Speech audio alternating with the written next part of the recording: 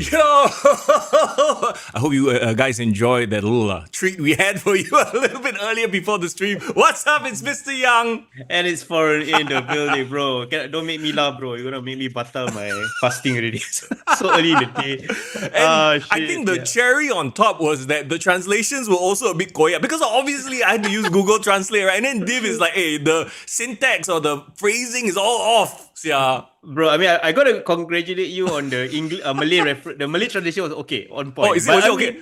Bro, yeah, that it was one, fine, it's fine. you thank Google Translate for that, yeah. No, you have to understand, Netflix got localized talent translating for every region. Yeah, we yeah, only true. have Mr. Young. So Yeah, I only got Google Translate. Even the Chinese one, I'm not sure if it's correct or not. I just, okay lah, looks kind of okay. Let's go for it. thanks guys for my solo and Jacob Fatu impression. I hope you guys enjoyed it. I love you, foreign. I tried my best to roll my eyes at Undertaker, but cannot. I need to like steam a bit more, but like not enough lah. Yeah. But yeah, Mr. Young, that was a great idea that you had. You were like, oh, how are we going to differentiate? If people know that we're going live or not? Okay, now you definitely will know when we're going live. Exactly. You know we live when you see that, okay? Everybody, welcome to the stream. Oh my God, so many things to talk about. And you know what? Let me get this out of the way first of all, right? You know, I put the predictions out there a couple of days ago. Yeah. I've never been more happy to be wrong. Yeah. You know what I mean or not? I get you, bro. I get you. Yeah. No, and the cool thing is about what we want from WWE is like we don't want it to be predictable, but we don't want it to be unpredictable for the sake of just chapalang, just throw anyhow shit on the wall, right? Correct. We don't want Vince Russo unpredictability. We want unpredictable, but also make sense and something we want to see. Yeah, so my question is like, was this really what The Rock, Triple H, Nick Wait, Khan, what? The other Khan, the proper Khan. Was this what they already had in mind from the get-go for WrestleMania, or was this really The Rock coming in and changing things and like, hey, how about this? You know what I mean? So so that's the question. But you know what? I don't hate it. Like right off the top, like right off the bat, I don't hate it. So what about you, man? I know we're all processing what happened, but man, yeah, what's your thoughts? I actually like what you said. Like I think that this maybe was in discussion when John Cena mentioned his retirement. I think you brought it up before. Like he hasn't had that proper heel run ever since he became, you know, the Uber John Cena, right? Yeah. So this is definitely something he wanted to do, and who better to do it with than The Rock, you know? Or maybe he saw Roman Reigns turning heel and he was like, hey, why also I cannot like that? Yeah. Alamak, I give so much. I give 10 years already. Now let me do my fun heel run lah, you know? Yeah.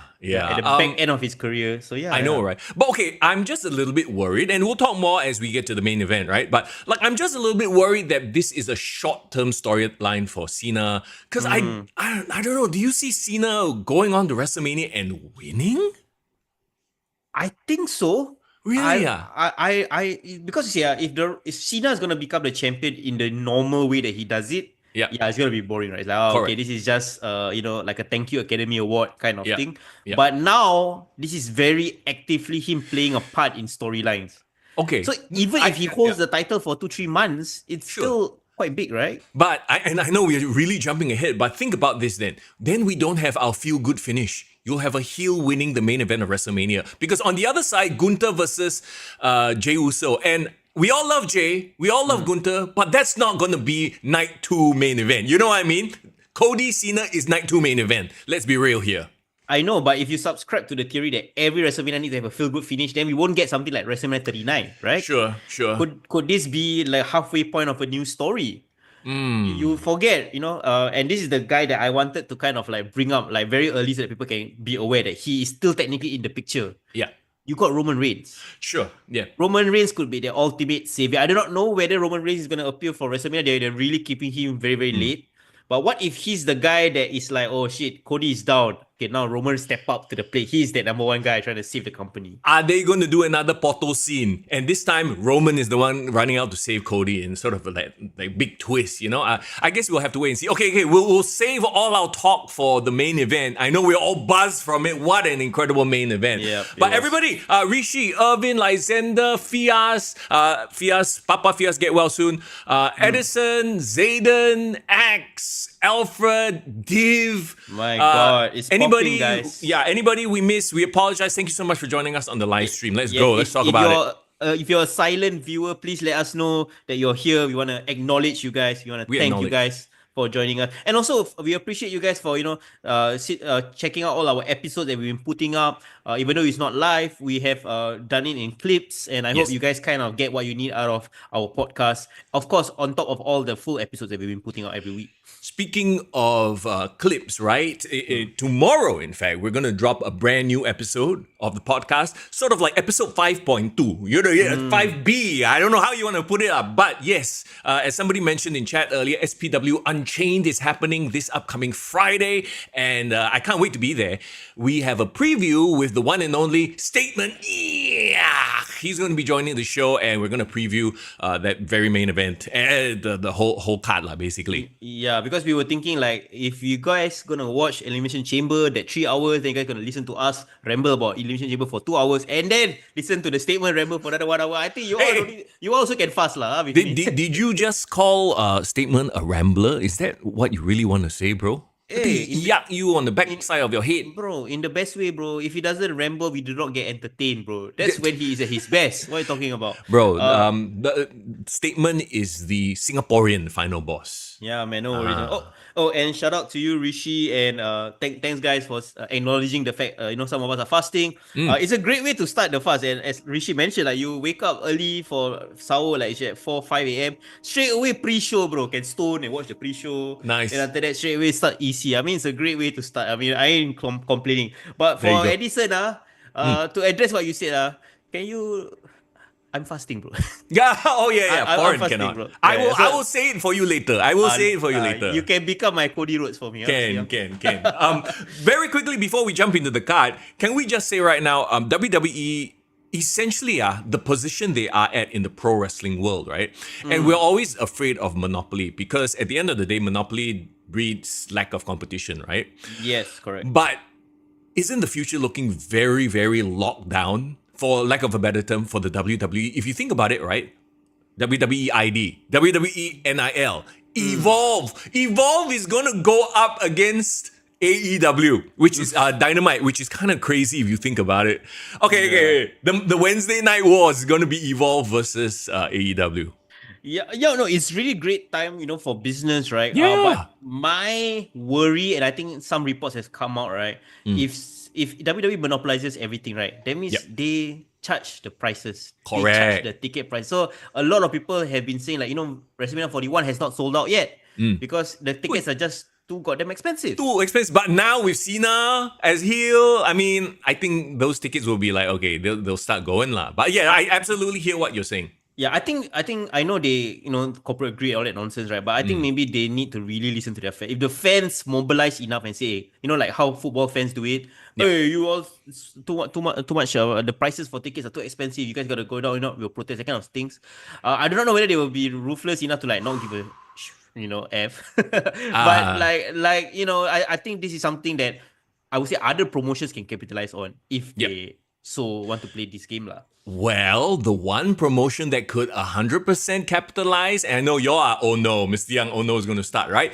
But if they play their cards right, they could really be that alternative, that can set the fan prices a little bit low, give to the fans a little bit more in that sense, but also they have to do it clever lah. They cannot just throw rubbish at the wall and hope that it sticks. Yeah. I mean, it's perfect, to be honest, for AEW because AEW is clearly a non-profit organization. Exactly. Just give out free tickets for the fans. It's fine. Yeah, you know what I mean? Like it's really for the love of the game and play your cards right. If WWE is gonna be super like corporate greed, I'm gonna sell and make everything the highest grossing tickets in attendance ever. Yeah. And you just go the other road, like, hey, we're giving affordable tickets, we give you a good time, and you might bring back people, right? Exactly. And now just taking a look at EC as a whole, right? And the last few PLEs as well. Do you like this format? This is a question I want to ask you, as well as everyone is listening right now. Do you like the format of fewer matches but more hype packages in between? So it's become very much like, boxing. Do you watch boxing or UFC? Yeah, like, of course. Literally the in-ring action, in-octagon action can be anywhere from like 5 minutes or sometimes even 2 minutes if it's a quick knockout to 40 minutes. You don't know what the in-ring action is going to be, but the anticipation and the hype, it's basically 50% of the whole show if you think about it at this point. Yep, I agree. You know why? I am of the belief, and you know this about me, Young, like the best way to sell wrestling to like non-viewers or like mainstream people is to not have too much wrestling. Like the storytelling is what sells, right? Like Yes. you can learn from MCU and all these comic book, heroes and all that kind of stuff. What sells this is not the lore of the comic book. That will bring in the nerds. They will bring in the long time hardcore fans, right? Yep. But you gotta sell a great story, right? You gotta sell a very handsome, likable cast. Well, I don't know, all the hot guys, the Marvel superheroes. You have to sell stars. Yes, sell stars. Yes, correct. So, and they don't need to do anything crazy, but it's like the action scenes serve the story, not the story serve the action scenes. That's what I'm trying to say. Correct, Right? correct. Unless you're John Wick, lah. That was another story. So, okay, here we go. Let's jump into it then. Elimination Chamber. And actually, just to very quickly reference what we just talked about, right? This is, I feel, the reason why some of the matches, the reactions were the way they were. So let's get into it. The Women's Elimination Chamber. Winner faces either Rhea Ripley or Io Sky, depending on how that match pans out on Raw, right? Yeah. Before we jump into that, and I would love the fans and the listeners as well to give their grades while we talk about it. I just wanted to mention something. Is it me or the Toronto crowd wasn't that hot? So there you go. It feels like they only woke up for the main event. Which is very surprising because they were kind of dead for Trish. They were dead for Sammy and KO. But only the main event, then they started waking up.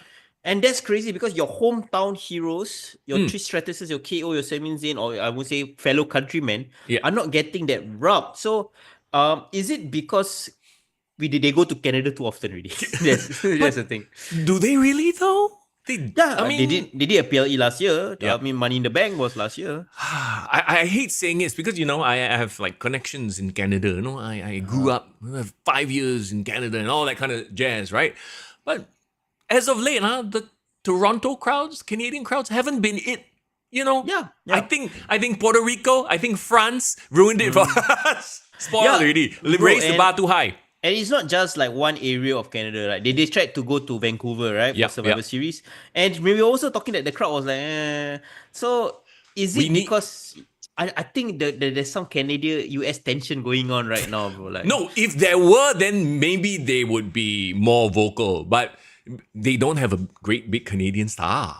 Maybe, it's like no longer the Bret Hart era. Yeah. I mean, I love Sami Zayn and Kevin Owens, but they do not represent the Canadian star. Funnily enough, they represent the French-speaking part of Canada. Yeah, you're right. Like Quebec and Montreal. I think that's what I think you might have hit the nail right on the head. No. But there's still Trish. So that doesn't explain Trish. Trish is true blue, true red Canadian. Yeah, but she's like a returning legend. She's not like impacting day-to-day storylines. Yep. I think you're right. They need to find a Canadian star. You know what? Chelsea Green is that girl for me. But right. Imagine she comes out holding the US title. She would have that vibe of like being cheered as a conquering babyface in Canada, but a heel in US. Exactly, right? I mean, if they play it right. I think they need to find that next Canadian star because every Canadian wrestler that came through has always been like the workhorse, the utility guy, not really the main eventer. And like KO and Sami Zayn, it's considered, yes, they are main eventers. People know them, they're popular. They are more like a Mick Foley, they're not the guy. Yeah. Rishi asked, Toronto, Montreal got any rivalry or not? I'm sure got sports rivalry, but there's always going to be that quote unquote, I don't want to say tension because I haven't kept up with Canadian politics in a while, right? But when I was there, like you can feel the difference between French speaking Canada and English speaking Canada. Whenever you have like a different language, like in the same country, there's always that quote unquote divide. That makes sense, right? Yeah, it's like Switzerland, right? Like when you're in the Italian side of Switzerland or the German side or the French side.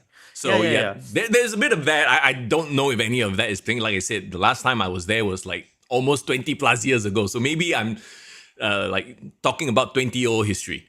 Yeah, but the point we're trying to make is like they did not give me the hype. Like I would dare say Perth, Australia last year. Like I don't know how that translated on the screen. Yep. But like people were wild, and it's not just for the hometown; it's for everyone.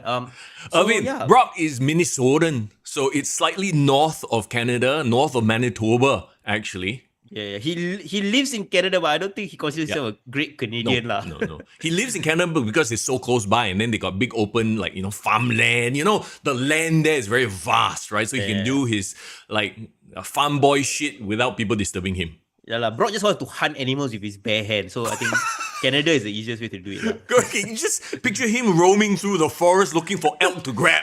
Bro, And F5. he look like a silver gorilla, bro. If you think about it. That's true. Like, That's true. yeah, that's Okay, true. okay. Let's jump into elimination. Wait. Fias says one thing I know: people hate Chris Jericho BS, whether English speaking or French. Yeah. Sorry, Chris Jericho is not that guy anymore to be the main guy. Yeah. Sorry. Actually, Sorry, actually, yeah. Isn't there a comparison to be made between The Rock and Chris Jericho at this point? There are these aging legends who think that their shit don't stink, think that they're doing great work, but actually everyone's rolling their eyes at them. Yeah. The only issue is The Rock has like $1 billion more money than Yeah, well, I Chris mean, yeah. Jericho lah. There are But at that levels level, to at this that game. same Yeah, level, exactly, right. The Rock is just doing it at a Hollywood level. Chris Jericho is doing it at his, whatever level you want to say. Whatever level it is, yeah. Yeah. So I mean, okay, let's talk about EC. I think the most important thing coming out of the show was like, okay, we started off with the women's chamber, right? Expected. And yeah, Alexis came out, Bliss came out, and I was thinking to myself like, Alexa lah, you thinking about Alexis Lee? oh yeah, sorry, both great wrestlers, I guess. Yeah. But yeah, Alexa came out, and I was thinking to myself, right, like, you brought up a great point at the Discord. Like, there's no stories coming into this match except for the main one. Yeah, and that's why the match, while it was happening, like, aside from the Jade return, right? I know I'm jumping ahead, but aside from that, there was no real stakes. And personally, and I don't know, I think I've said this on the podcast before, I am not a fan of the Elimination Chamber format. Because I feel like a lot of the in-between is very just things happening. It's very hard to tell a proper story within the Elimination Chamber. It's hard. It's not impossible because I have seen great chambers, right? Yeah. But it's a lot harder than a one-on-one. Yeah, but one thing that makes a chamber work is if all 6 are interconnected by storylines that overlap each other. That's like why, the men's. Yeah, the men's work to a certain extent. While in the women's one, there are small rivalries peppering here and there, like of course Bailey, Roxanne, the whole stuff with Naomi. We talked about this before. Right? Bailey is stone cold. I ain't talking Steve Austin. I'm talking like in terms of her heat, she is cold. She lost a lot of it this last year. Again, right? So all those things were happening, but it didn't impact storylines to a great extent. Alexa came back and she was doing a lot of backstage stuff. She was interactive with like Nia Jax, but other than the tease of a Wyatt 6, unless something happened where Wyatt 6 and Nikki Cross come back, then it would have been awesome, right? But none of that. I feel like it's going to be just a SmackDown thing. And I said this right at her return. Remember? I was afraid this was going to happen. She's just going to be that returning legend that just... Former champion, she's got the cachet, she'll get the pops, but she's not going to figure into any of the storylines in a big way. Yeah, agreed. And of course, like Naomi and Bianca, there was that storyline that they're going to pull. So that felt interesting, but again, they didn't build it up enough as well towards the Elimination Chamber. So, okay, and here's the thing. The biggest surprise came right at the start already. So the rest of it is all let down after that. You know what I mean? It's like, okay, Jade comes out and...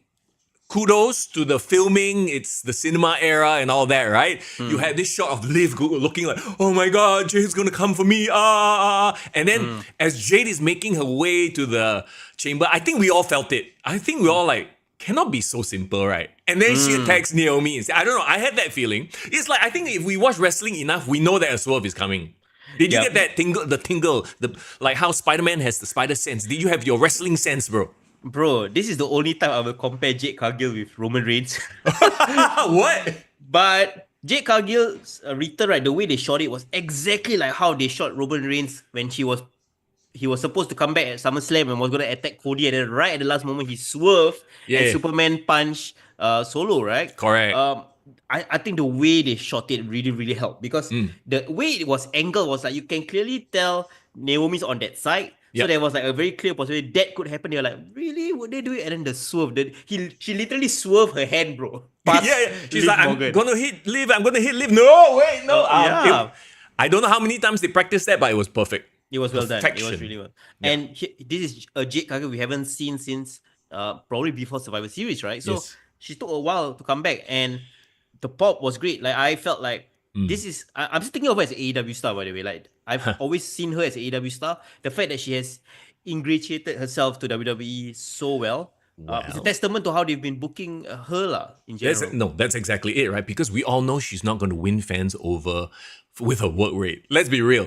Her promos, they are not terrible, but they are not great either. She is one of those stars that needs to be presented well, and they've been doing a great job from her debut to her re-debut now. So now you immediately got the heat, the tension. Like, okay, the mystery. Why did she attack Naomi, right? Yeah. I mean, of course, we are going to allude to the fact that she was the one that she knew that Naomi attacked her. Yeah. But my question is, what does Bianca do? Or what is her role in all of this? I just saw, I like was glimpsing, I have the post show on my iPad here, right? Bianca was acting as if like she didn't know. So Bianca is still in that, I don't know what's going on phase. Naomi wasn't in her locker room. I haven't talked to her. So she's still pulling that card. So I don't know. So they're doing a great job of making us have to watch SmackDown to find out if Bianca was in on it all along. Is she the one who's been fooled and Naomi is the one pulling the strings? Yeah. So great storytelling. I like what Div said as well. Like Bianca, the way she reacted throughout the match was like she's processing, right? Yeah. Her emotion was really well. She sold it well. Can we just say that Bianca's acting better than The Rock's acting? Yay! maybe even better than John Cena's acting. No, John Cena. See, you talk about how some wrestlers need to be presented well, then they can show off their best things, right?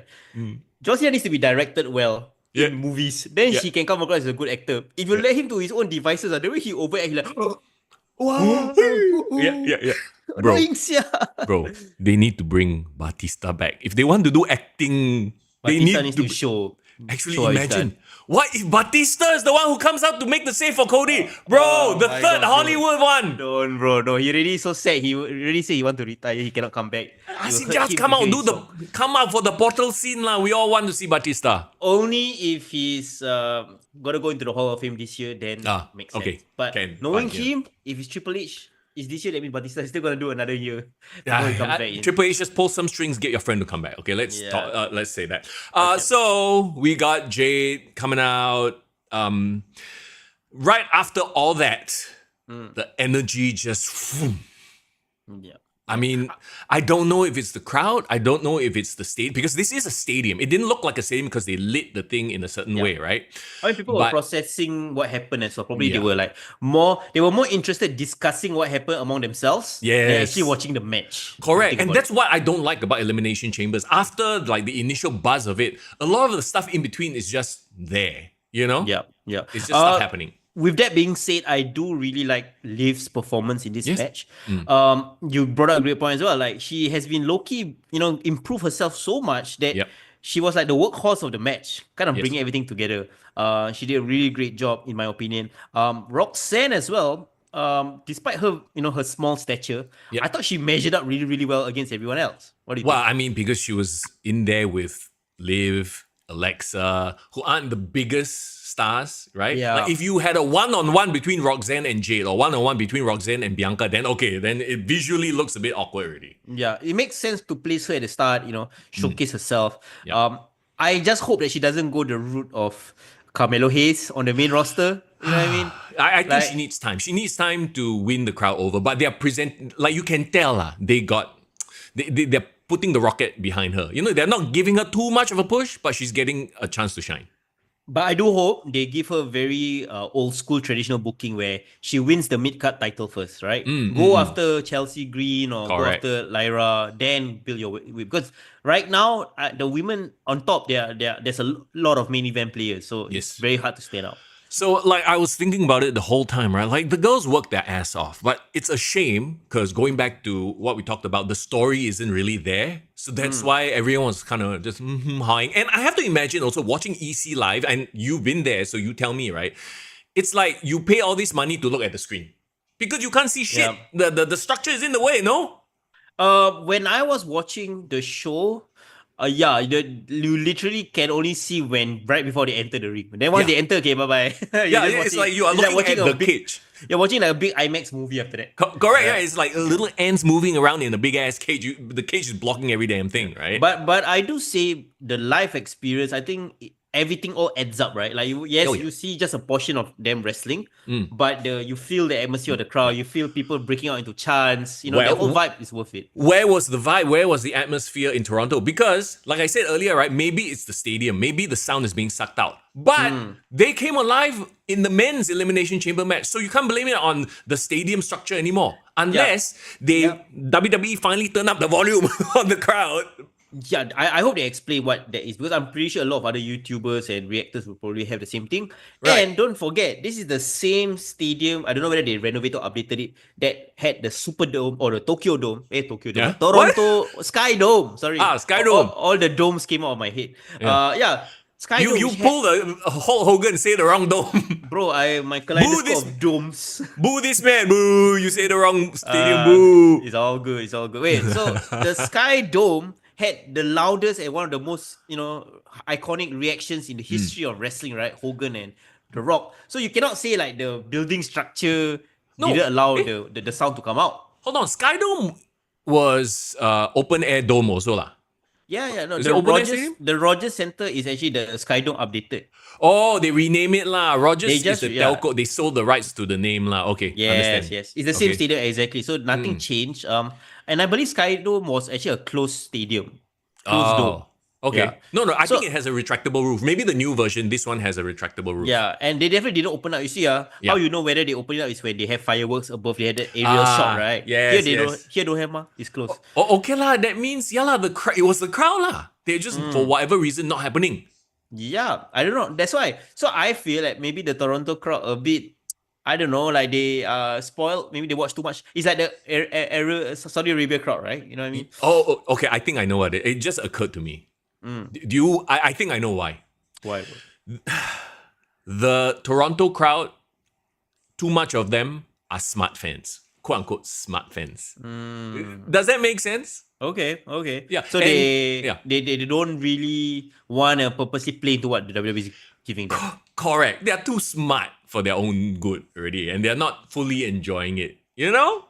Bizarro Land lah. That's what King used to call them. Remember? Not even. I feel like even in that era, Bizarro Land, at least they were loud. Yeah, they were cheering for the heels and correct. Stuff like that. Yeah. But they were still loud, which gave vibe and atmosphere. This time around, it was like, stuff's happening. You know, like, and I was purposely looking at the crowd during the action. They were literally just standing there. Like the cardboard cutouts in 2K25. Either they are annoyed at the ticket prices, they don't like America, or they are like whatever, like just a cool day. Apparently they booed the national anthem, the US national anthem. During the pre-show, yeah. Yeah, Pat McAfee was so offended. Well, as you should, I suppose. You shouldn't be booing during any national anthem. But what is going... Since when are Canadians so disrespectful? What happened, Canada? What happened? Have you not been watching the news, bro? What? This Trump is like anti-Canadian. Want to post all the text and all the nonsense. But Trump it's not like Trump was singing the US anthem. You know what I mean or not? People and country different. Government and people different. I'm not, but this has been a trend. Apparently, they've been booing in NHL games when there's American teams going to Canada. Yeah. So Canada and America is not on good terms, bro, right now. What's going on, man? I thought Canadians supposed to be like the most polite. Yeah, so the fact that they can piss off the polite fans, I don't know, something to say. The news was like Trump wanted to make Canada like the 52nd state or 51st state. 51st state. There was the whole tariffs thing, and then we was kicked to the politics. What's going on, man? Okay, let's circle back to EC. Alexa, she had her moments, but once again, like to me, the standouts were Liv and Roxanne. Actually, I like Alexa, but Alexa needs to have a storyline. I think she also feels more driven. She seems more interesting if there's a storyline. Right now, clearly they're spinning her wheels, right? And other than Naomi, after Naomi came out, Bianca, Liv, I guess, was kind of carrying the match. Even Bailey didn't factor much into the match. So like again, it was a humdrum, average chamber match in general. Yeah. The finishing sequence, so you have Bianca and Liv, last two, right? It felt a little bit like okay, do you know what I'm saying, right? When I say that, the finishing sequence started already. Like, it's very obvious. Like, this is the finish. Like, there's almost like the tell. Maybe we've watched enough wrestling to know, the finishing sequence come already. But when it happened. I was like, so like you said, it was a very by the numbers EC match to me. Yeah. It doesn't help that this started really early for us. So like it's like probably half of us like groggy watching it, like, okay. And once again, like I said, the big surprise happened right at the start, and everything else kind of felt like an emotional letdown. Should they have? I know Zayden brought this up. Should they have done the Jade thing at the end? I don't think so. I think the whole point was to eliminate Naomi first, law. So that makes sense, right? Yeah. In the booking, there is a precedence where they did crazy stuff at the start of the show. Yeah. Do you remember there was this one EC match where John Cena got eliminated right at the start of the match? When was this? Yeah. It was like No Way Out 2008, 2009. Oh, 2009. Because he got eliminated. And then after that, like right at the end, I think Edge came in. He took over Kofi Kingston's spot or something like that. And then he blocked himself. Basically, I think Edge lost his title in the first match. And then in the second match, he came in to like steal the title away. So like that was an interesting storyline, because it's like, holy crap, they eliminated the first, like the top wrestler. What's gonna happen next, right? And that point, that was Super Cena. So it was a big deal. Yeah, so I'm assuming like they tried to play that card. It's just that there was no one else in the match that was compelling enough to keep the crowd. Nope. Yeah. Okay, so Bianca is the winner. I think she needed it, to be honest. And then now she moves on. We don't know if it's as a face or a heel. Maybe on SmackDown, it was me all along. You know, that kind of thing, right? Yeah. She goes up the rampway. Rhea Ripley comes out. That's the tease for the main event of WrestleMania. But Io Sky comes out, stick her face in between. So I know a lot of people were like, "Oh, Rhea Bianca, okay, yeah." Have we seen that match at WrestleMania? No, right? Not. That's actually a dream match. Yes, it is. Actually, if this was booked like a year ago, people would be like super salivating for it, right? Yes. It's just that Bianca has been de-pushed for a bit, because she wanted to go into they brought her to the tag team picture, right? And Rhea has cooled down a little bit. She's still mommy and she's still hot, right? But you know, it's been a while since she exited that feud with Liv. So her heat kind of died down a little bit, but I'm sure she can pick it right back up. Now, the interesting thing is, would this be a better match as a triple threat with Io Sky involved? The main event of WrestleMania, that is. I do not know.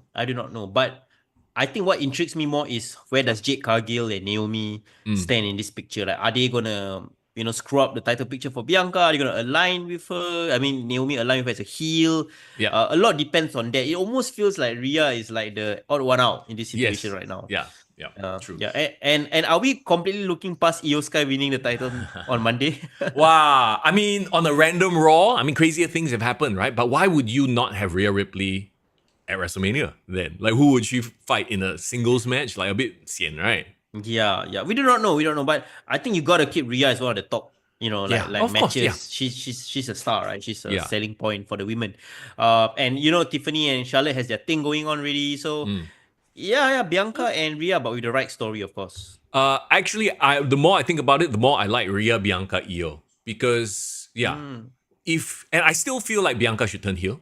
Like, reveal that it was her pulling all the strings all along. So at least you have the mega face in Rhea, you have the outright heel Bianca, and then you have Io sort of in between. And let's not forget, Bianca as heel means Street Profits and Bianca can be a thing. Yeah. Ooh. Good call, bro. Good call. And Io Sky could be in the Chris Benoit position. Oh my god, as in the odd one out, you don't know, she might just pull it off, right? Yeah, but everyone will be supportive of her, yeah. Rishi brings up a good point. They're going to Perth in 2025. Rhea won't drop the title. Oh, Rhea as champion. Makes sense, right? But how, Mr. Young? How? Wow, hey. I know you got your BTO. BTO, yeah, bro. Every weekend burn. Going to renovation, ID firms, talking about this, looking at what we have to cut. This is our dream home, but okay, we can't have this false wall here because it's going to cost too much money. It's crazy, man. Well, we got to do a podcast on that. I need to pick your brain about Reno. Choosing Reno, yeah. Kick to the BTO, let's go. Okay, that's our new podcast coming out soon. But like you said, it was a very ho-hum EC, other than the Jade Cargill run-in. Yeah. So, okay, the starting was like, okay, man. But that's always a good thing in my opinion, because it can't go lower than that, hopefully, right? Like, well, that was my setup for you, bro. I know, great setup, bro. I love it. You just lob the ball at me. Nice pass, assist, right? Look, I don't understand why they didn't contrast this by giving us Sammy versus KO here. You know, women's match, men's match. Women's match, well, no. They gave us Trish and Tiff versus Nia and Candice, and maybe they assumed that Trish would bring the crowd back up because hometown hero. Not just home country, hometown, Toronto, okay? Yes, correct. Were you surprised by the reaction or lack thereof? Yes. But then again, after the first match, I was like, I think this crowd a bit sian. So I was like, and I don't know what it is about Trish also. I feel like she doesn't really get huge hometown pops. Like, I feel like it's happened before. Like, people appreciate her elsewhere more? Yeah. Like, you know, I feel like a sense of deja vu. When this happened, I was like, oh, okay, it happened again. But I can't really, like, I would have to go back to rewatch all the times Trish showed up in Toronto. Yeah, when she was the host last year also, she didn't really factor into a lot of the show itself. And maybe it's just a point where she has kind of done everything that she can do even after retirement. Like, she really matched her up against like the top stars in this generation. You know, we all know that her legacy has been secure. She has been a Hall of Famer over a decade already, bro. She's wild. If you think That's about right. it. And another crazy stat I just read was that she just turned 50, bro. Yes. Irvin brings and puts this in perspective. Trish debuted 25 years ago. Tiffany is 25. Holy, she really gave me the mother last year. Yeah, mother and daughter team lah, these two. How wild is... Okay, I don't know. Okay, maybe you're closer to age with Trish, right? Like, Thanks. No. So, do you... Like, is it hard for you to fathom that she's at that age? Like, I always remember her as just a forever hot diva. I don't know. It's a part of growing old, bro. One day, all you youngins in chat, one day you will feel the same way. You'll be like, oh my god, Seth Rollins is 50. Or by that time, we will be like, no lah. Okay, I have a good like 10 years younger than Seth right now. So like, still okay lah. Okay, let's move on from the ageism and talk about this match.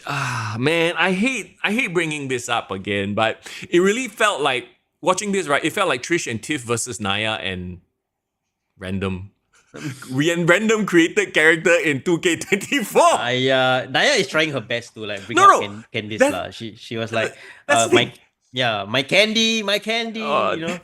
Nia Jax was like the best thing, like as far as the heels were concerned, right? Candice just feels like if there's such a thing as negative aura, Candice LeRae is that. Bro, indie hardware should have been in this spot, bro. In my opinion. In my personal opinion. Okay, so this might be a hot take, but it feels like Trish didn't belong in this match. It was she was a step back. She fell a few steps behind. Yeah. Like, you can tell that her moveset, her style of wrestling was from a generation, 2 generations ago, and the women have evolved like well beyond that, right? Which is great, right? Yeah, no, absolutely. It felt like Nia was wrestling a broom. As in, Nia was carrying Trish. You know what I mean? It felt like every offensive move that Trish had on Nia, it felt like Nia was really just doing it for Trish. Do you see comparisons between like this match and like Triple H and Hulk Hogan, like from 22 years ago? Like when Hulk Hogan stepped in the ring, the Attitude Era guys, right? You can tell it's like a different style of wrestling, you know? Yeah. But you got to sell for the older person lah, because they can't go on your level. Correct. So you have to bring yourself down to their level, right? In a way. Yeah. I don't know, man. This is obviously designed, and we talked about it last week. This is designed to make Tiffany Stratton full on face. Like, everything she did, you know, was cookie cutter baby face. Which goes against her character. That's the problem. See, I feel like this, she was getting cheered. So they have a problem with Tiffany Stratton, I feel, right? She's that problem of she's a really cool heel to a point where people start to cheer her. And now they try to bring her around and make her face, but they make her a boring, hype the crowd type baby face. I feel like it doesn't work for Tiff, and I'm starting to get bored of Tiff. They can't do that for everyone, right? Just because they turn babyface doesn't mean they lose the thing that made them popular in the first place. I think they should evolve and become likable and still play into their heelish tendencies, you know? I don't know, man. Like, I feel like Charlotte needs to take the title off Tiff at this point. That's a hot take. I know a lot of people are going to be annoyed by that, but that's the point. So that when Tiff wins it back, at least, you know, she gets that rub.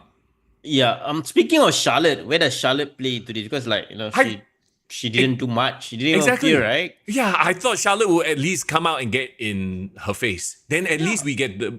Well, then again, my whole pitch last podcast was to have Charlotte show up, get in Tiffany Stratton's face. Tiffany obviously will have the cheer from the crowd because she helped Trish win, right?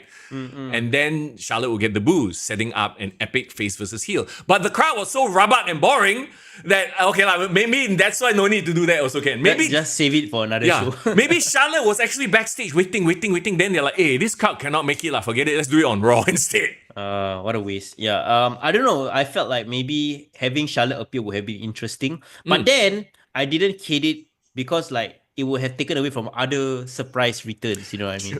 True. Well, I mean, technically, Charlotte wasn't a surprise return. She's been there for a while already, Yeah, but what I'm saying is I guess not every match need to have a post-match shenanigans lah. Right.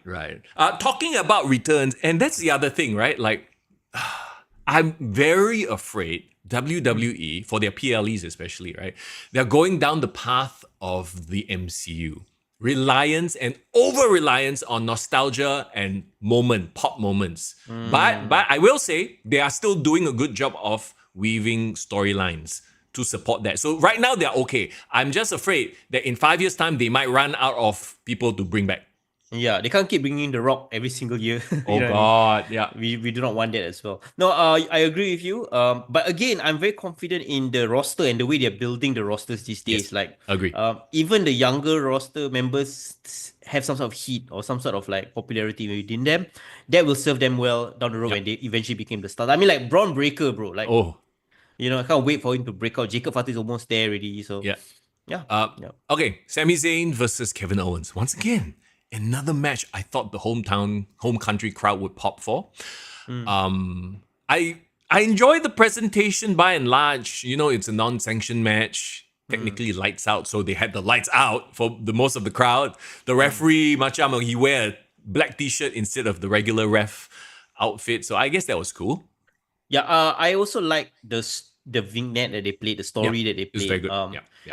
Man, they had everything to make this a classic, right? But I think the lack of heat from the crowd destroyed what would have been a 5-star match. Because to me, the in-ring action, everything that happened in the ring was great, right?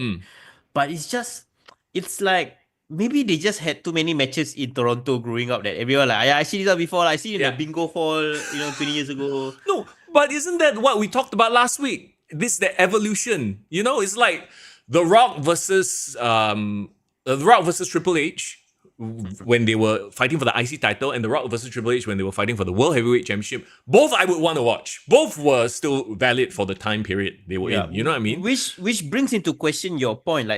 Is there a rivalry between state lines like Montreal and Toronto? Because technically they are Montreal-born stars. Yeah. So Quebec is it and Montreal. Is it a Liverpool-born wrestler having a main event in Manchester and they're I don't give a F about this? Yeah, exactly. Maybe? Yeah. Maybe it's like having Chelsea versus Liverpool, but at Old Trafford.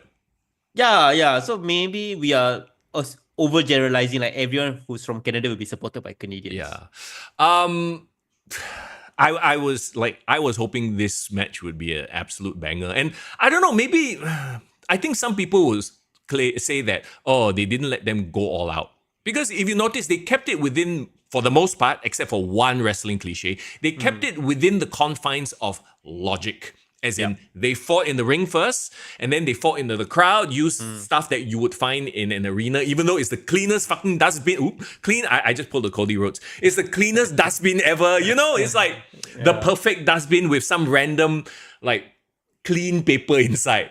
You know what I mean? It's the small touches to me that make presentation more real, quote unquote. Yeah. When they use, I would have rather they use an actual dustbin with actual trash.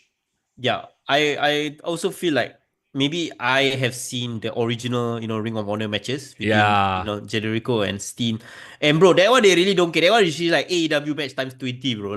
And is that also an issue? We've watched AEW, we've seen their lights out match, and this is the tamest, most polished, unsanctioned match ever then. Yeah, because they can't do the crazy stuff that they can't pull off syringes and syringe people, Nor should they. We are absolutely not saying that they should. But Yeah, okay, yeah. I'll give you another example. I feel like Triple H versus Batista at WrestleMania had more like moments, Yeah, even though they didn't sort of go overboard with it. yeah. You know, they were Like, using regular things you would find at the ring, like the pliers, the toolbox, that kind of thing. now Jeff Hardy and Randy Orton when he had that Yeah.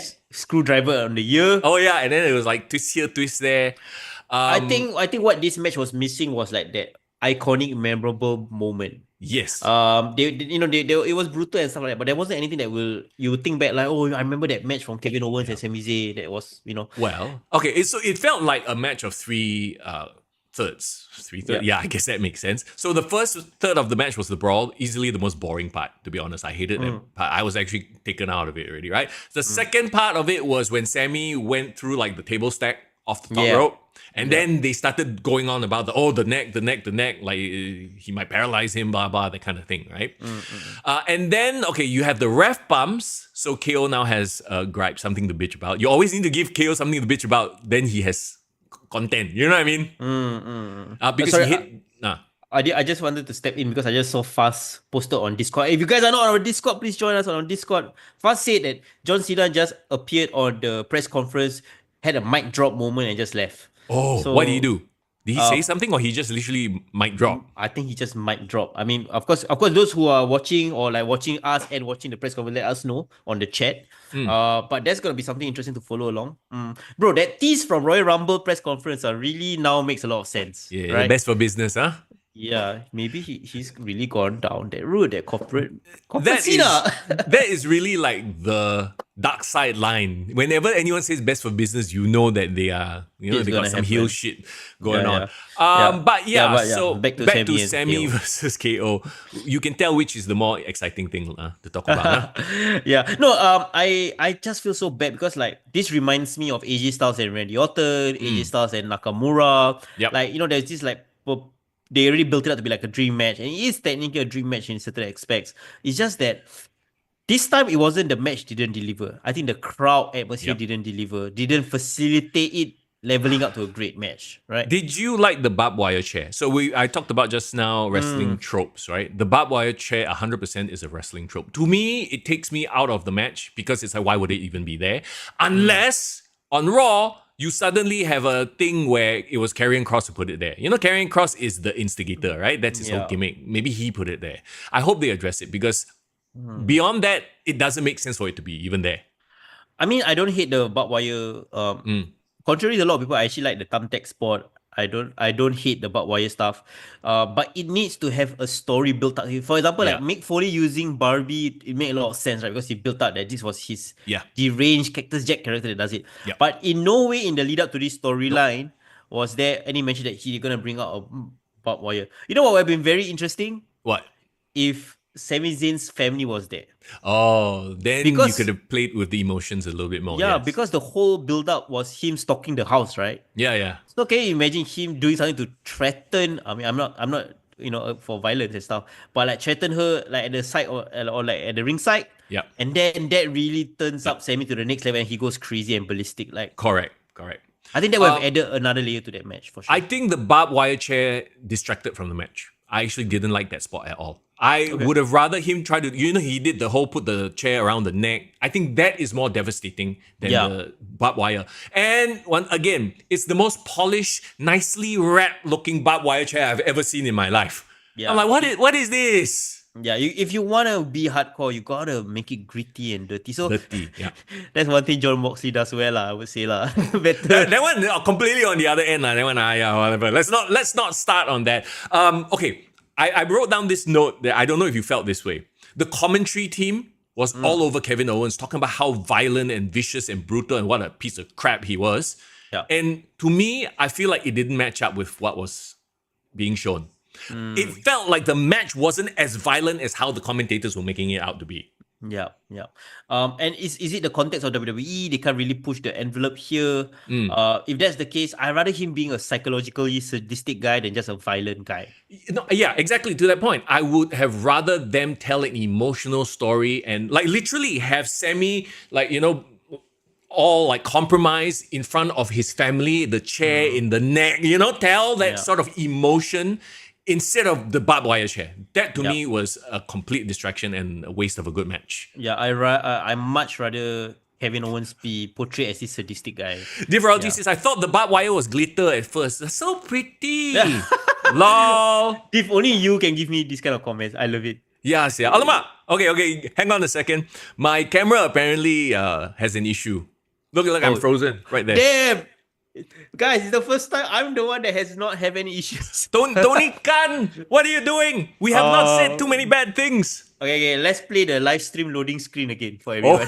Are you serious? Okay. For those of you who missed it, hang on a second. We're gonna try to fix this.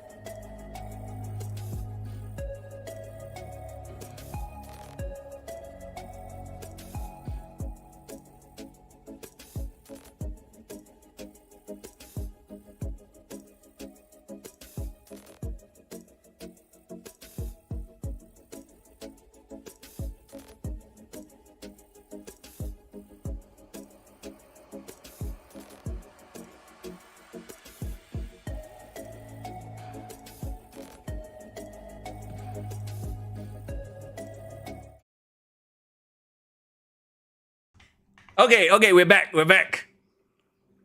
Bro. Yo, you're back. Yes, you're back. Yo. I'm just looking at all the YouTube, the chat. I think they have some of them didn't watch the first part, so they are very intrigued by the intro. Yes. I hope you guys enjoyed it. And once again, I apologize for the rabak translations. I use Google Translate, so I don't know if it's accurate or not. Anyway. I see. So wait, what happened? They said that you're bringing your Twitch problem to YouTube. What happened there? No, like it's a joke like that. On my Twitch stream, always got some hardware issue, something cock up one. I remember this story, and you said you changed up your whole setup, right? Recently. Correct, I did. But then, it is what it is. Technology, sometimes it just, it's like, it no-sells you, Yeah, it's life, bro. Life. But okay, just to wrap things up, Kevin Owens, Sami Zayn, again, another missed opportunity, another meh match, despite what they put themselves through. The crowd didn't help it in the least as well. Yeah, you were right when you said like the two matches in the middle kind of brought the energy down. Yeah. I mean, the energy wasn't that good to begin with. Maybe if things were hot throughout the day, maybe it would have been good. But I could say that Kevin and Sami Zayn was a letdown, and I don't think it's their fault. I think they were working within their restrictions. Yep. And I think they themselves would have been disappointed with their performance or with the match outcome. So, okay, it's the extracurricular activity, the storyline, that made this moment happen, which is the return of I hear voices in my... The return of Randy Orton. Can I say I literally woke up for that part? Because I think I was drifting in and out of consciousness during the Kevin and Sami part. Again, another wrestling trope that makes me roll my eyes. And to me, this is like Jeff Hardy dancing on the stage while his brother is getting destroyed, right? This whole time, during this unsanctioned match, anything goes. Kevin Owens is brutalizing Sami Zayn, putting thing on his neck, going to break his neck, all this. Randy is like, nah, I ain't coming up. Nah, it's fine. Toilet break first. Yeah, whatever, don't care. Only at the end when he's threatening to pile drive this fella on the concrete, then he come out. I'm like, okay, am I being overly critical about that? Like, sometimes you have to just accept it for generating the moment. Because I get it. Yeah. You have to do it then to generate the moment. If not, it's the biggest moment, right? Yeah. But it's also a bit like, why didn't you come out earlier? Yeah. I think this is kind of thing you have to kind of like roll your eyes and like, okay lah, fine. It's like close one eye, like, okay lah, let it go. Suspend the disbelief a bit more. Like, okay, if this were a regular match, I would understand if Randy didn't come out. Because, okay, I don't want to interrupt their match, right? Don't want to cause DQ, whatever bullshit. But no, this is literally an unsanctioned match where Kevin Owens was doing stuff to Sami that was like going to end his career already. Yeah. So, Yeah. It's questionable lah. Like I would say the timing of it, but then again, it wouldn't make for a great moment because if Yeah. Yeah. Randy Exactly. appeared right at the beginning, like, oh, this is no DQ, fine, I'm gonna be here the whole time. Like, yeah, doesn't take it takes away from that moment they're trying to create. My only thing is like, somebody brought up a great point. Like, it's Sammy taking time off so that he can spend Ramadan at home. I think that's interesting. Maybe. Maybe, but the thing about this feud that KO and Sammy culminating in actually a WrestleMania match between Randy and Kevin Owens, I don't hate it because, to be really honest, the Randy and Kevin has also been building up for a while because they this time last year at Elimination Chamber, Div, you Yep. were there, you remember, Randy and Kevin was positioned as best friends, Yep. going after Logan Paul. Remember that? Mm. And at WrestleMania last year, it was that triple threat match. Randy and KO, they were teaming up together, even though it was a triple threat against Logan Paul. So there's this long overarching story. It has been building up. That's what I'm trying to say. So Yes. it would mean a lot for it to culminate at WrestleMania. I would argue Sami Zayn and Kevin Owens, that retread, that Yep. was the random thing that happened. Like, why are they fighting again? Correct. It was to set up Randy's return, lah, honestly. So that kind of leaves Sami Zayn out in the wild as it relates to WrestleMania. He kind of doesn't have a dance partner anymore. Because obviously Randy and KO are going to be doing the dance at WrestleMania, right? So poor Sami Zayn, unless he gets something with Karrion Kross. That, or maybe he can return to help Randy. We shall see. Yeah. My favorite moment, and I think some of them brought up on the chat as well, was when Randy teased bringing back the punt kick. That was some classic 09 Randy right there. Yeah, I mean, you have them making the pile driver a legit thing, right? And then the punt kick. So yeah, I think it's cool. Yeah, and I think that's a great mid-card match at WrestleMania. It's crazy to think you have somebody like Randy Orton becoming the mid-carder, which it's nothing against him. He's still a main event in a lot of people's eyes. It's just that serving the story, padding out the card, making it like a big stack card, gotta have a Randy Kevin Owens at this level. Right. Actually, it's very interesting to sort of think about it, right? Now with Randy back and he's a face, considering Cena and what he's done, like we know they have a history as well. So many like scintillating things that could happen. Yeah, and I know we're jumping a bit ahead, but CM Punk now can finally fight John Cena, and like he is the babyface and heel dynamic. That would be super cool. Well, let's talk about it then. Let's head into the main event, right? And the big one, and the only one that the crowd woke up for, to be honest. Yeah. I like the fact that it's a 4-match card, to be honest. It's just that you have to pick the right 4-match. That being said, right, bro, I honestly think that this pay-per-view was actually better than Royal Rumble. In my opinion. Wow. Yeah. Okay. Because I just felt like the Royal Rumble had a lot of issues, and that also includes the winner. It wasn't a satisfying finish. But here, everything that led up from now that we're talking about, the men's match, all the way to the end, to me, like, okay. Is it because this one had the satisfying acting finish? Really, this one is really about story. I couldn't tell you about the matches at all. Honestly, the matches took a backseat to the storytelling in this PLE. But do you consider yourself someone who appreciates watching like wrestling matches more than a story? Both lah. I get where you're going with that. Obviously, I do look at both. Maybe storytelling 60-70% to me. Yeah, but like, okay, for example, right, like when we were in the Attitude Era, right, you have one time Chris Benoit versus Kurt Angle. Correct. And I can like sit and watch that match, like if no context, just them wrestling, or like, wow, I'm like drawn in, right? Correct. But I can't watch that match like 4 or 5 times in a row in one event. That will just take me out, right? But you see, here's the thing. Instead of getting something like that, we got Nia Jax and Candice LeRae versus Steve and Trish. And that, you know what I mean? Yeah. And we would have relied on KO and Sammy to be that work rate match. But that fell flat as well. Yeah. So it was a miss in that manner. But I just feel like things that happen on this show is so monumental. We literally saw a John Cena heel turn, right? Yes. Which he has been teasing for. An entire generation of fans were crying out for a heel turn, right? That moment is gonna like last infinitum, right? So you're saying that in terms of a moment, they delivered lah. Yeah, no one's remembering Jay versus Gunther right now. You know what I mean? Yeah. So essentially, this is a one segment card lah, is what you're saying. Or maybe 2 segment card. The Jade... Okay, you know what this is? This is the perfect PLE for the for the TikTok era. You have the Jade thing, you have the Randy thing, you have the Cena turn. You don't need to watch the rest of the card.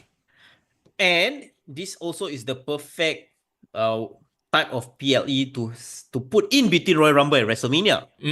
Because I felt like it's such a you gotta see what's happens next. It's like the sequel, but it's not a trilogy yet. Yeah.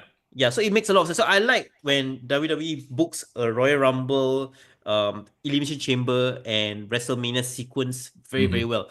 My issue with last year's Elimination Chamber, even though, yes, amazing, I went there, great life experience, nothing there that happened that was of note. You know, and I'm thinking back, right, comparing like last year, everyone was hoping that The Rock will somehow show up at freaking Perth, but of course now we think about it, he will never do that lah. But Yeah. nothing that happened there was of note other than okay, they have the official winners, people who are going to go to WrestleMania, the winners of the EC. But here, like, it felt so like you needed to watch EC, you need to know what was happening, right? So yeah, there you go. So here we go. Logan Paul.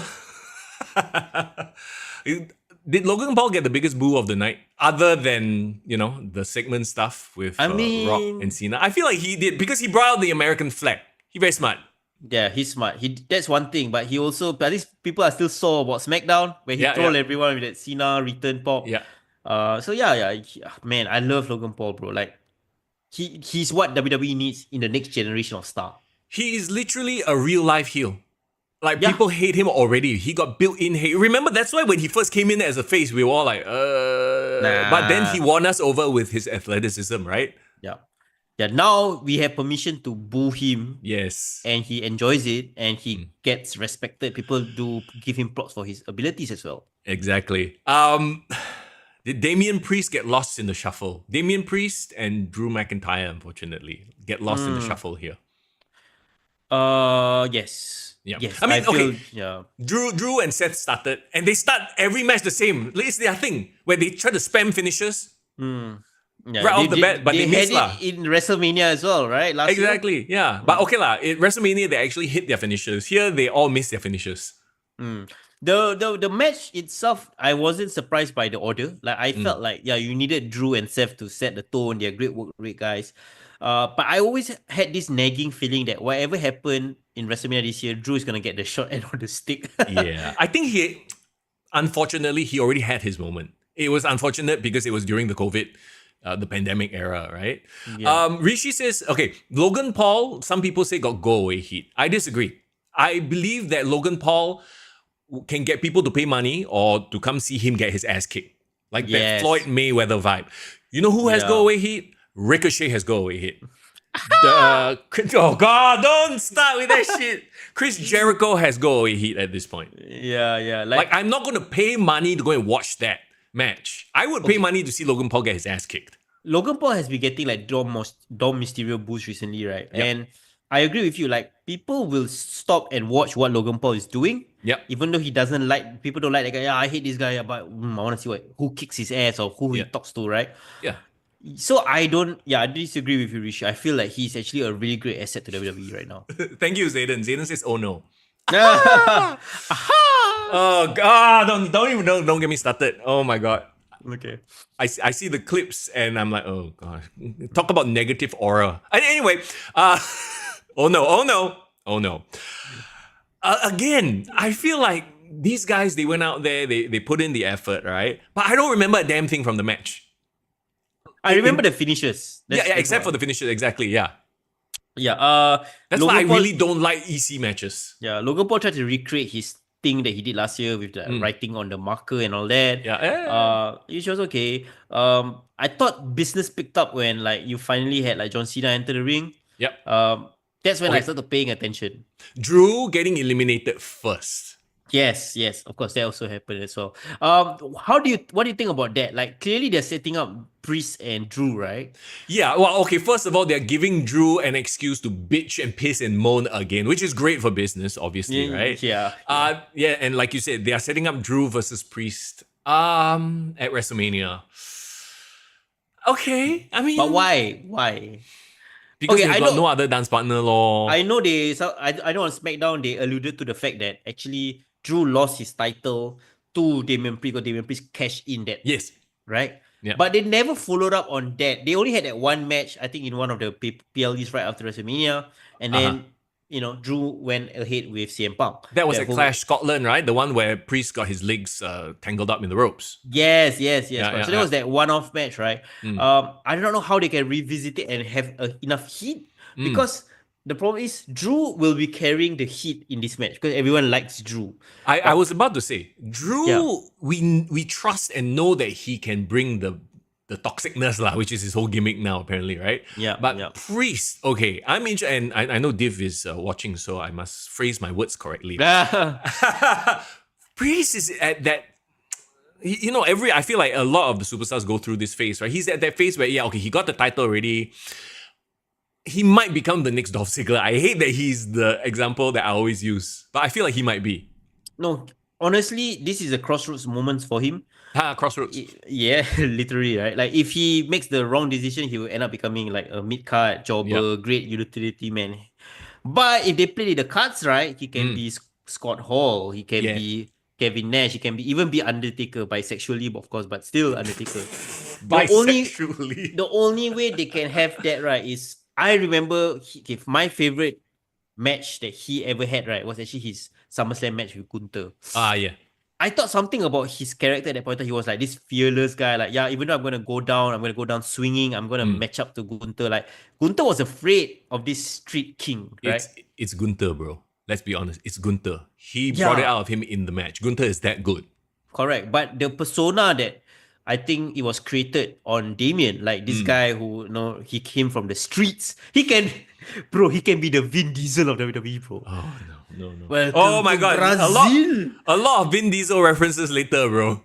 Yeah, I know. but I think he does have charisma. I mean, it's undeniable. He does have that aura. But they gotta showcase that to him. Like, even Batista started off as this like silent guy that people thought had no personality and charisma, but then somehow he just became cool, right?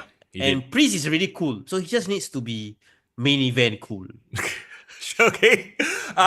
John Cena, CM Punk in the ring sharing moments. Let's talk about that. I mean, the whole I miss you thing. It's a nice touch, right? Yeah, it was sweet. I like the whole of... Bro, they had a lot of cool Easter egg moments that I really appreciated. They did the heart attack. They did the Heart Foundation finisher together. Yes. They did the double AA. Because technically AA and GTS have the same setup, right? Fireman carry over the shoulder. So they did that double team. Like, I think they were like laughing about it, like behind backstage, probably like, oh my God, let's do a bunch of like nostalgia stuff. Yeah. So okay. I love that. So we got CM Punk eliminating Logan Paul. Does this set up Logan Paul versus CM Punk at WrestleMania? Or the other, thing that everyone's speculating, CM Punk inserting himself into the main event via Paul Heyman favor. I don't know if Paul Heyman has that much stroke, but this is one of those threads that's still hanging there, not pulled on, not wrapped up.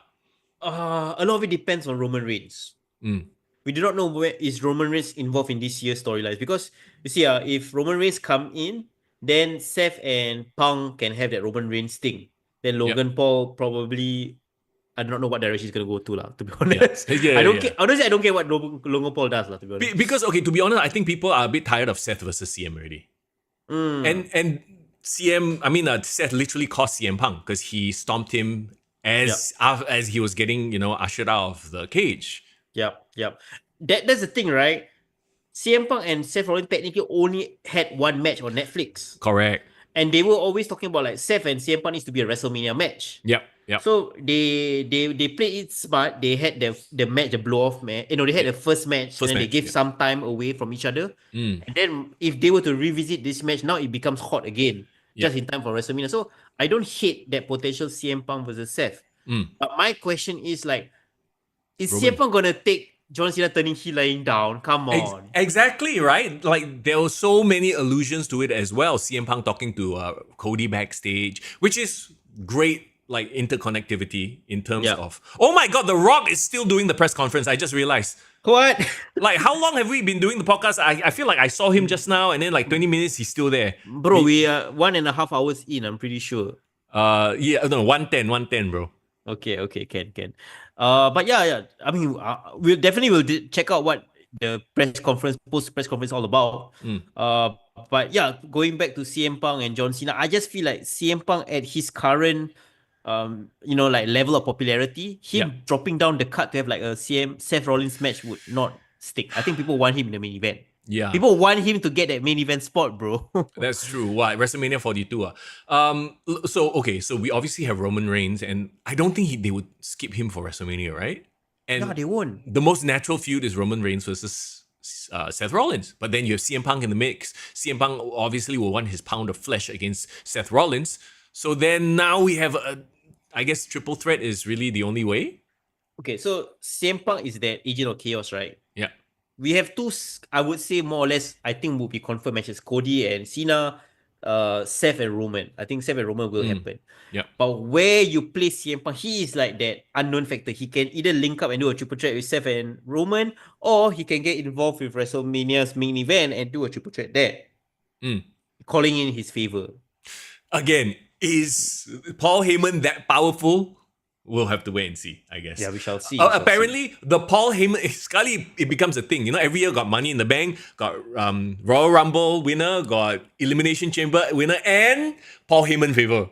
Paul Heyman favor. On the pole match. The soul match. Okay, so here's the funny thing, right? I know we're going to talk about Cody in a bit, but like, do you feel, and this goes back to my initial question when we started out the podcast, do you feel this was the plan all along?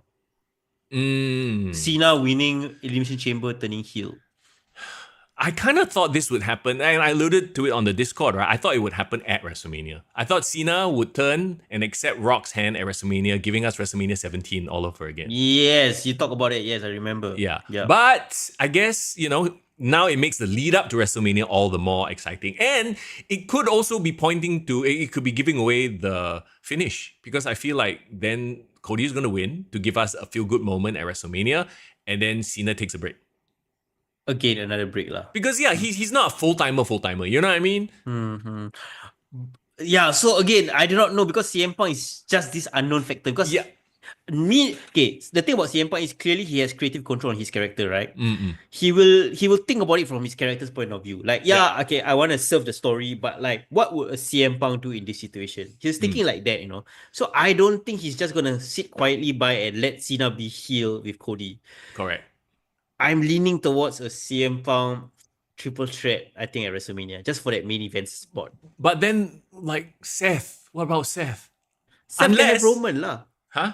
Seth can Roman? But then Seth literally stormed CM Punk onto the steel. I know. Okay, I got it. I got it, bro. What, day one, day two shit? Oh, we all keep saying that Paul Heyman's favor to CM Punk is to go to the WrestleMania main event, right? Yeah. But what if, right, guys? Hear me out. What if Paul Heyman's or CM Punk's favor that he's asking of Paul Heyman is that I got involved in your family business for you. Now I want you to take care of my business. Send Roman against Seth? Yes. Think about it. Okay. But that doesn't answer how does CM Punk get inserted into the main event? Into Rock, Cena. Because Paul Heyman plays both sides, right? Paul Heyman is technically the wise man for the entire bloodline, and that involves The Rock, right? And so maybe he can kind of tell The Rock, hey, put CM Punk inside the main event. There's double a chance that Cody will not go out with the title. That's 2 favors. Double the favor. No, but if you think about it, I just feel like CM Punk can string The Rock along and say like, hey, I can be your guy. He can like F with him a bit. like tease that the fact that he's an anti-hero but actually side with Cody. So I don't know. I don't know, man. I don't know. Cody. Okay, CM Punk is that X factor, bro. He is the real unpredictable factor, not The Rock. Right. Okay. Let's talk about the main event, I guess, right? Okay, so, let's talk about it. CM Punk had his full-on kick-out finisher armor on. Like, he was kicking out every goddamn thing, which was insane. Yeah. He brought his Super Cena back for one night, bro. Yes, yeah. And then okay, so the stomp on CM Punk on the steel is what led to the STF, right? Yes, correct. And CM Punk passes out. Passes out. Okay. Well, yeah, he looked like he was like smiling when he went out. It's fine, it's fine, whatever, it's finished. CM Punk goes to WrestleMania. I mean, Cena goes to Yeah, WrestleMania, right? WrestleMania. Yeah. And so the good thing is they started the whole thing right off. So then you had Cody coming out, which yeah, I like in that. in hindsight was a bit of a tell already. Like, why would Cena still be in the ring? Remember, we were joking about, hey, why is Cena in the ring like very extra like that? Now we know. I like the fact that they didn't separate both segments, like the Cody choosing segue right after the ending, so it felt like a post-credit scene almost, you know. But it had to, because Cena needed to be in the ring for it to happen the way it happened, right? Yeah. You know who didn't need to be in the ring? Oh God. Fiend! Hey, you do the song, okay? Don't come out with the wrong and do stupid shit and then burn sage in the ring, cleansing the ring. I'm like, what are you doing, bro? Very extra. You know what? It actually really fits the whole Rock character. We are talking shit about it because it pissed us off, and that's the whole point. He gotta have some like just hanger on celebrity there just for the vibe. You know the Dennis Rodman situation. Just get one Dennis Rodman there. But here's the thing, right? This is the guy that is the baby daddy of Rihanna. I mean, I don't see anything in him, bro. Like, why this guy? I mean, and didn't he recently come out with Jay yeeting his ass off while he's smoking the one a blunt? Yeah, he's the one that smoked blunt. He's the one that was supposedly in prison, or he was actually he was convicted, but then he was found not guilty of killing someone or something, or shooting someone. What? Really? Yeah. He shot somebody. I can't remember, but then he got off. Oh my God! Yeah, it's a whole story, bro. You gotta read out about it, man. And it was wild because he had Rihanna heavily pregnant Rihanna in the court stands, crying. Kylie Jenner lah. Edison said Kylie Jenner. Huh? Kylie Jenner? Is it Kylie Jenner or not Rihanna? No, Travis Scott is with Rihanna lah. Oh, Rihanna is A$AP Rocky. Oh, sorry. I confused. Hey, you call yourself a rap fan, bro. They all look the same. But anyway, no, they have the same style, like the picture. So wait, A$AP Rocky is with Rihanna. I'm so sorry. Okay, so this guy is with Kylie Jenner. You're right. Yeah. I don't pay attention to the rap scene anymore. I got no time. I don't. So I absolve myself of this conversation altogether. Rihanna, you see, everyone make fun of me already. Edison, Kylie Jenner lah. Okay, anyway. But yeah, a blunt smoker had to be part of the entourage. I think The Rock wanted to create the entourage vibe lah, bro. Actually, that's what Hulk Hogan did, right? Yeah, it fits lah. Actually, talking about Hulk Hogan, right? They could really go for the nuclear heat by adding Hulk Hogan to this group. Nah, the Hollywood. He does not want to be cancelled, lah, bro. The Rock wants everyone to love him. Remember, don't forget. That is his kryptonite. His kryptonite, he needs to be loved. By the way, he's still talking at the press con.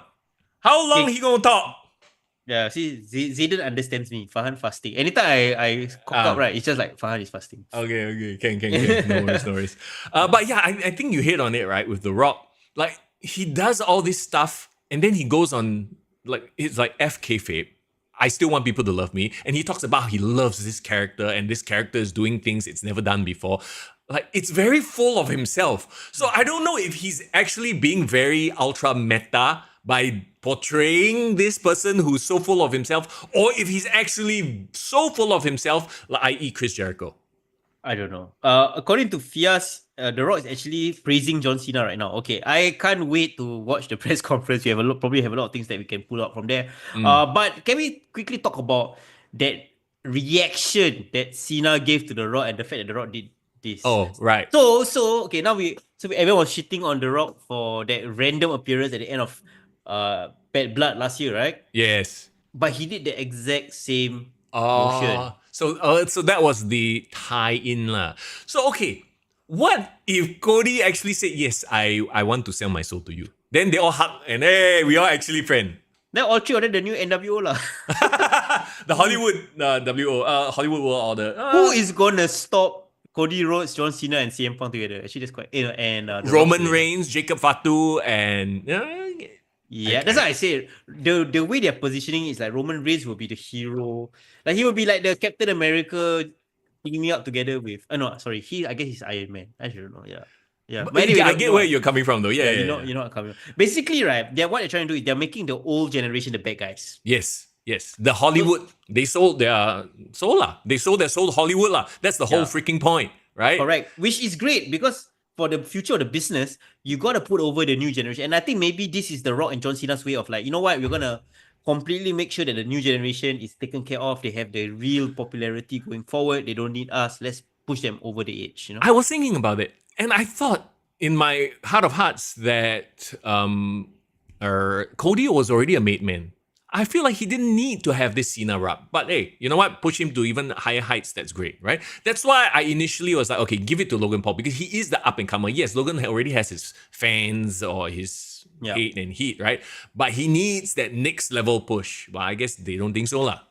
Yeah, maybe. I just think that Cody, while he is made, but he's not mainstream made. If you think about it, now they can go to all the talk shows. The Rock and Cena can be together. Oh wow, yeah. Can you imagine? Yeah, everyone will want them. Yeah. And another crazy thing, I just realized The Rock and John Cena has never appeared in a movie together. What are you talking about? What? Yeah, family? Wait.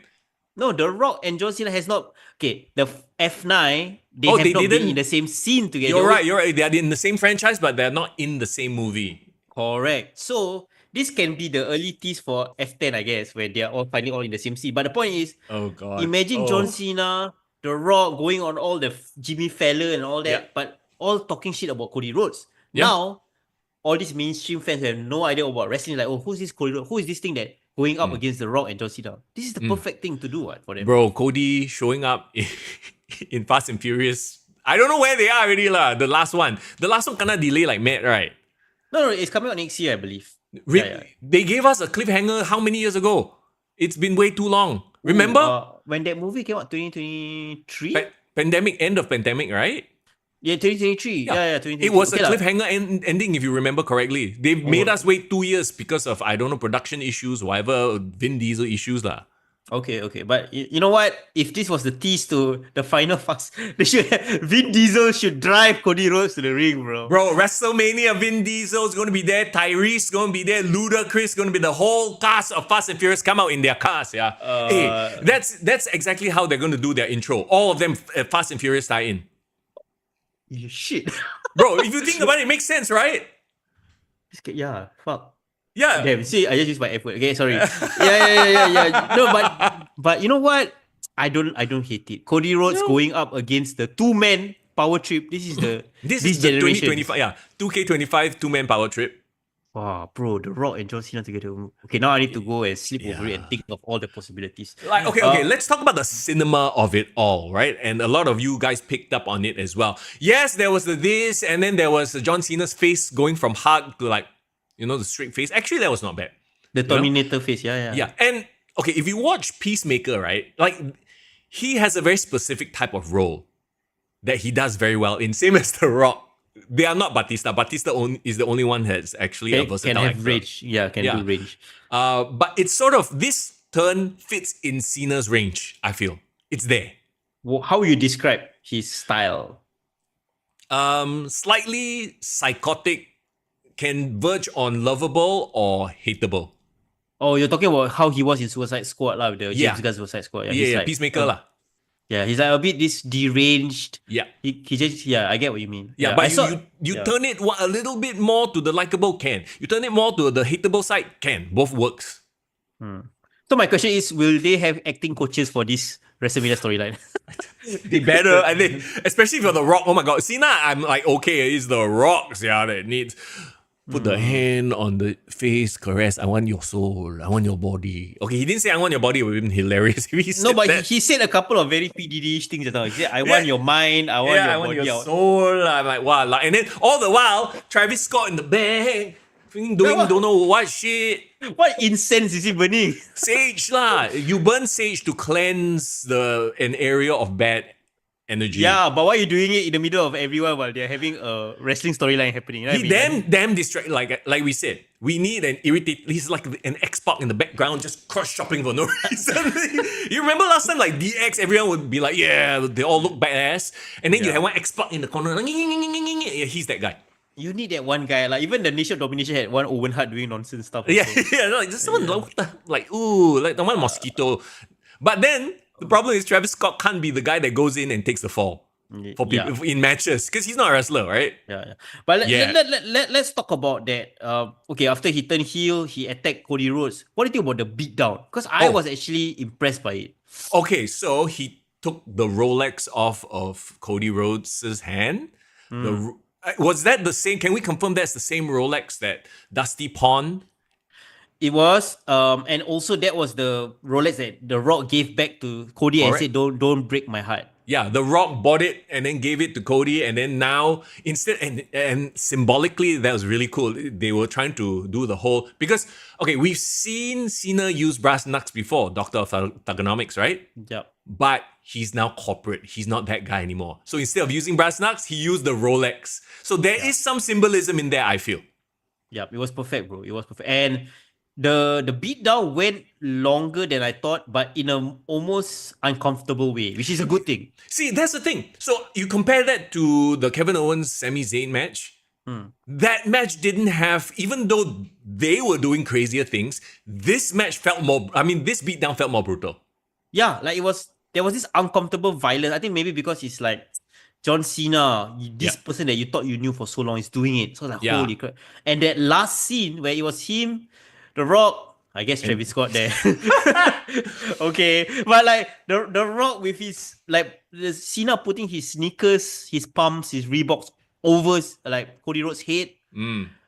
That was a wild scene, bro. Like that is the scene, like, bro, if I watch ESPN tomorrow or social media, that's gonna be the scene that everyone's just gonna replaster, you know? Yeah. And of course you had Cody bleeding, which is why poor Sammy and KO didn't get to bleed. But I guess it makes sense, yeah?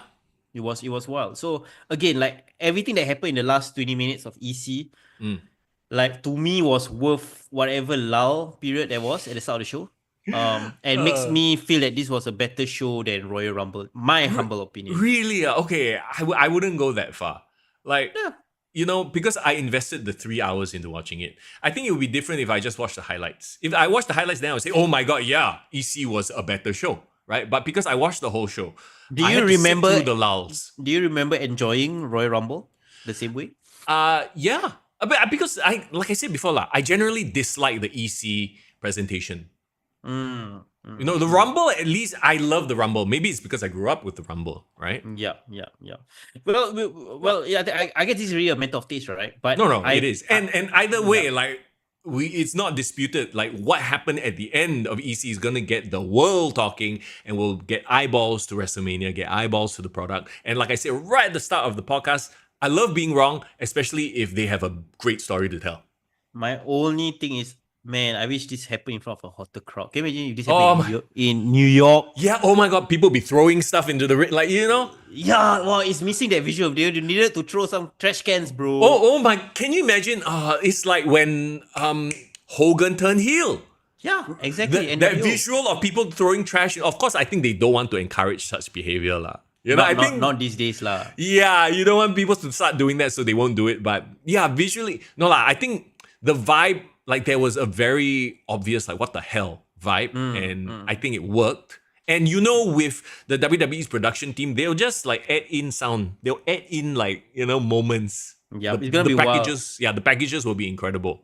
So okay, so like I would say I would give it an 8 for me personally, like A minor. A minor. I would give it okay. Honestly, the matches I would give a 6. But for the returns and the happening, the moments, I would push it up to a 7.5. Okay. Only because of the moment, and especially the last moment.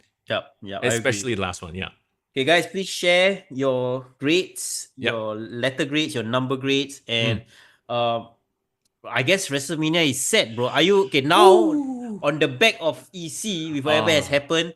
Are you now finally excited for WrestleMania 41? Bro, what do you talk? You talk as if I haven't been excited for WrestleMania. I have been excited. The booking has been a bit. We don't know. You know, there was a lot of unknown factors, right? But now we know. Do you like it? I do, and I really am excited to see John Cena, get to flex his heel chops once again. You know, like what kind of heel is he gonna be? Someone suggested, come out like to Doctor of Thugonomics heel. You know, that era of Cena, that wouldn't work. I feel like people would love that. Is there new theme songs potentially? Def Rebel? Bro. No, not Def Rebel. No. No, Can you imagine if his new theme song didn't have rap? He completely comes out to something very corporate and generic. Nah, I don't think that would be the case. No? You know what I think he would do? Mm. He has a bunch of great badass gangster rap songs from his album.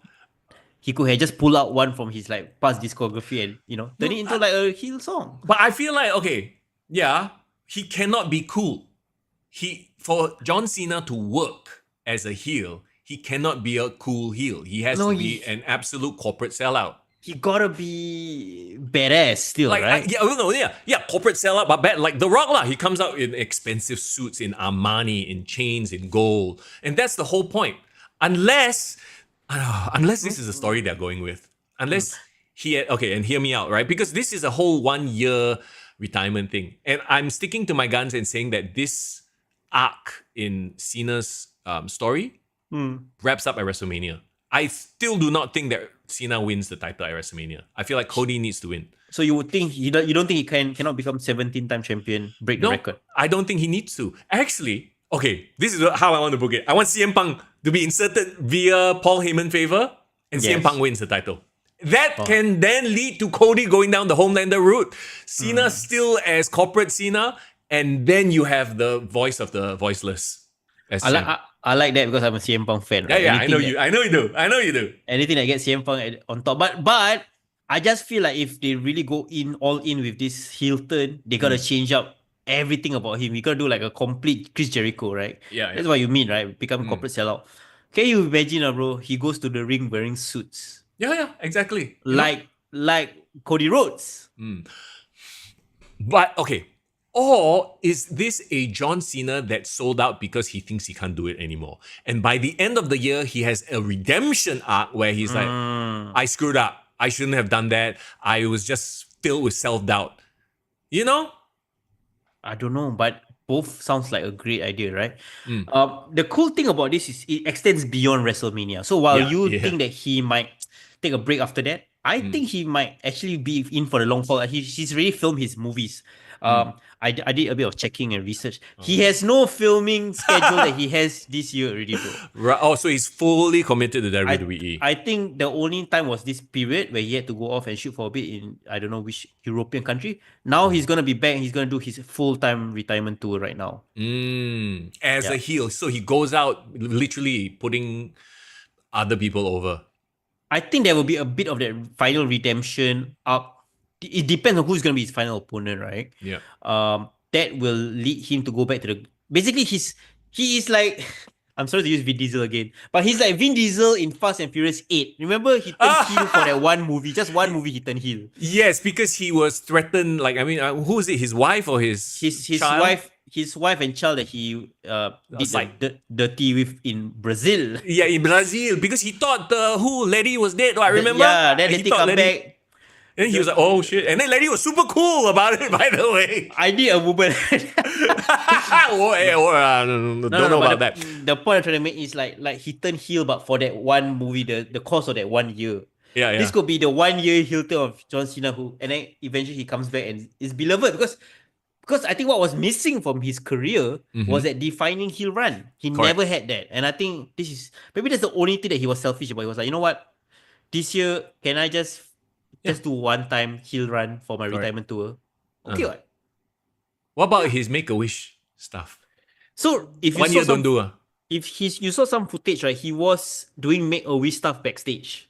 Right? Still, huh? Yeah. No, before the event started, if you look at the WWE social media, Then now how? What if, right, he told all the kids, right, guys, so I'm going to be a bad guy. I'm going to turn heel. What do you guys think about it? They're like, oh, wow, that's cool. Let's go. Okay. I'm just going to turn heel. I'll take a break from Make-A-Wish. I'll come back end of the year. Okay, don't worry about it. I won't turn heel forever. I mean, maybe he could have said that privately to these kids, right? Yeah. Like, I think he has ways surpassed everyone. Like, even if he take 1 year break, like, nobody can reach his number of Make-A-Wish. You know what I mean? That's true. Why not just take 1 year off and then just be a full on heel and then okay lah. No, but I do think that he does need that redemption arc somewhere before he retires. And also, even if he still plays heel, I think the crowd will turn him face. I think the crowds will realize that, hey, this is the last we're going to see of this guy and we love him. So we're going to cheer him no matter. So I think by default, he will end his career as a face. Yeah. Cena say maybe that was the wish. We want to see you as a bad guy. Yeah, don't stop being nice to us. Be an asshole. Yeah, maybe. Make a wish for the kids with darker personalities. Goth kids. Maybe it was. So there you go. EC, John Cena, we are excited. I mean, I think the entire wrestling world is a buzz. And at the end of the day, it's about generating that buzz. John Cena is now a heel, aligning himself with The Rock. Mm-hmm. And the road to WrestleMania is finally, I think it's already back on track, right? I was very nervous, I guess, the first 2 months of the year. Like, felt like it wasn't the same level of hype as last year. Yeah. But now we are fully back. And whether we had The Rock to thank, because or was this the plan all along, or was The Rock disrupting and bringing, we do not know, right? We will have to see things play out. But I'm firmly excited for WrestleMania. The WrestleMania hype is real now. My only question is, what does CM Punk, Roman Reigns, all these so-called unknown factors do right now? You gotta watch Monday Night Raw. You gotta watch SmackDown. You gotta watch NXT. Hell, you watch NXT too. It's a great product now. Yeah, and you gotta check in with your podcast boys every week, right? Yeah, exactly. And, join us on our Patreon and join us on our Discord, bro. Please keep supporting us as we head on to the road to WrestleMania. Hopefully a lot of cool things happening for us as well here in the community as well. Absolutely. Okay, like we mentioned earlier, SPW is going to have an event this upcoming Friday, Unchained.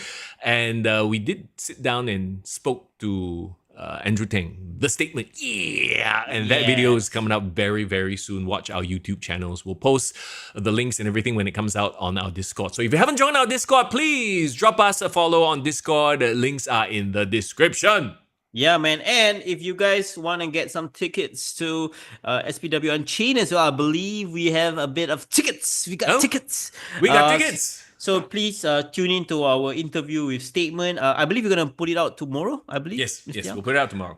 So do check it out. And of course, we'll see you for SPW Unchained. We'll talk about it next week. And we'll also talk about whatever the hell went down on Raw, SmackDown this week. Elimination Chamber. This road to WrestleMania, they are going to give us talking points every single week. I guarantee it. I'm excited. I know we're all excited. We are also excited to just enjoy the rest of our Sunday. So everybody, thank you so much for hanging out with us. Hope you enjoyed yourselves. We definitely did. Yeah, for sure. Irvin, WWE LFG, I'm going to make some time to check out the show, see what the hype is all about. We might give some of our thoughts as well on the next show as well. Yeah, it's like F kayfabe. Let's just, just give away the whole business. It is what it is. I don't want to be that guy. Oh my God, they're, exposing the business. Yeah, you know what? There's so many ways to enjoy WWE, whether you want to enjoy this side of it, the EC side, NXT. Yeah. It's all good. It's all good. Life is good. If you're a wrestling fan, life is good. Yeah. The TKO ecosystem is just doing wonders for the product. Basically. So I got one question for you, Mr. Young. So Revolution next week, you wanna watch or not? I would rather watch Evolve at this point. I can't wait for the day where the Evolve ratings come out and more people watch Evolve than oh my God. Can you imagine if you think about it, right? Evolve is literally the indies. And with a bit of presentation and like a bit of production money, isn't that what AEW is? Indies, but with production money? Kind of is, yeah. Imagine if they pump just a fraction of that, but with better storytelling. I mean... Well, okay. Well, the new Wednesday Night Wars. Well, for those who are asking whether we are going to do a review of Revolution, that's your answer. If anything interesting happens, I might, come up here on next week's podcast to kind of chat about it. But it's full steam ahead with WWE right now as things go. Aha! Okay? Okay. Have a good weekend, everybody. We'll see you all soon. It's Mr. Young. And it's Foreign in the building. See you guys for SPW Unchained.